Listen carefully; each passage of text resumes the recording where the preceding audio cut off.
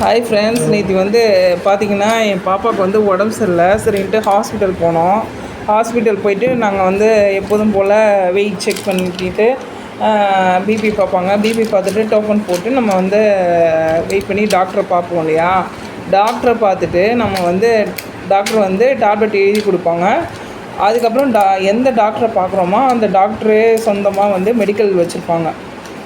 அந்த மெடிக்கலில் தான் நம்ம போய் சீட்டை காமிச்சு நம்ம மருந்து வாங்கிட்டு வருவோம். ஏன்னா அவங்க எழுதி கொடுக்குற மாத்திரை வந்து வேறு ஒரு மெடிக்கலில் போய் கேட்டோம்னா கிடைக்காது. அது ஒரு ப்ராப்ளம் இல்லையா. சரின்ட்டு அந்த மெடிக்கலில் போய்ட்டு நம்ம டேப்லெட் வாங்கிட்டு வரும்போது என்ன ஆச்சுன்னா, சப்பி சாப்பிட்ற மாத்திரை வந்து எழுதி கொடுத்தாங்க டாக்டர். அவங்க டாக்டர் எழுதி கொடுத்த மாத்திரையை கொடுக்காம, சப்பி சாப்பிட்ற மாத்திரையே கொடுக்காம, சம்மந்தமே இல்லாமல் வேற ஒரு மாத்திரையை பாப்பாவுக்கு கொடுத்துட்டாங்க. நல்ல காலம் வீட்டுக்கு வந்து சாப்பிட்டுட்டு டேப்லெட் போடலான்னும் போது எங்கள் ஹஸ்பண்ட் வந்து அந்த டாக்டர் சீட்டை எடுத்து அந்த மாத்திரை தானே அவங்க எழுதி கொடுத்த மாத்திரை தானே எதுக்கும் செக் பண்ணாங்க. எப்போதுமே அந்த மாதிரி தான் செக் பண்ணுவாங்க குழந்தைங்களுக்கு டேப்லெட் கொடுக்கறதுக்கு முன்னாடி. அந்த மாதிரி செக் பண்ணும்போது என்னாச்சுன்னா, அந்த சம்மந்தமே இல்லாமல் வேறு ஒரு டேப்லெட் எழுதியிருக்காங்க. சரி, அவங்க இப்போ டாக்டர் வந்து ஒரு டேப்லெட் எழுதி கொடுப்பாங்க. அந்த டேப்லெட் இல்லைன்னா அதே கம்பெனி சேர்ந்து வேறு ஒரு டேப்லெட் எழுதி கொடுப்பாங்கன்னு பேர். ஆனால் அவங்க வந்து சப்பி சாப்பிட்ற மாதிரியே அது கொடுக்கல.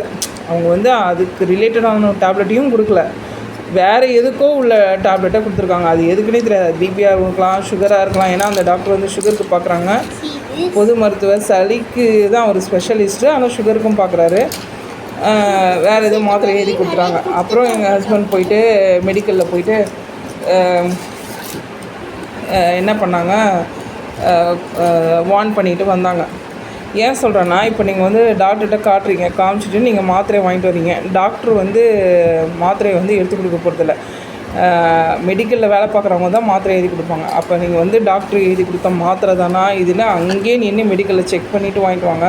சப்போஸ் என் பாப்பாவுக்கு கொடுத்துருந்தோம்னா என்ன ஆகும், அது சைடு எஃபெக்ட் எவ்வளோ தூரம், அது ஒரு வேளை பிபி மாத்திரையாக இருந்தாவோ இல்லை சுகர் மாத்திரையாவோ இருந்திருக்கலாம், இல்லை வேறு ஏதாவது மாத்திரையாக இருந்து இது வயிற்றால் போகிற மாத்திரையாக இருந்தால் ஏதாவது ட்ரபிளாக இருந்தால் என்ன ஆகிருக்கும் நீங்கள் யோசிச்சு பாருங்கள். எப்போவுமே நம்ம வந்து கஸ்டமர் என்றைக்குமே நம்ம அவேர்னஸாக இருந்துக்கணும் போல இருக்குது நான் நினச்சிக்கிட்டேன். ஏன்னா ஹஸ்பண்ட் இல்லைன்னா நான் வந்து கவனிச்சிருக்க மாட்டேன்.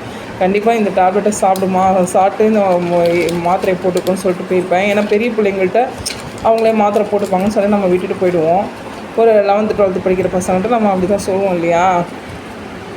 சின்ன குழந்தைக்குமே நம்ம வந்து டாக்டர் சீட்டை எடுத்து நான் கவனிச்சிருக்க மாட்டேன்.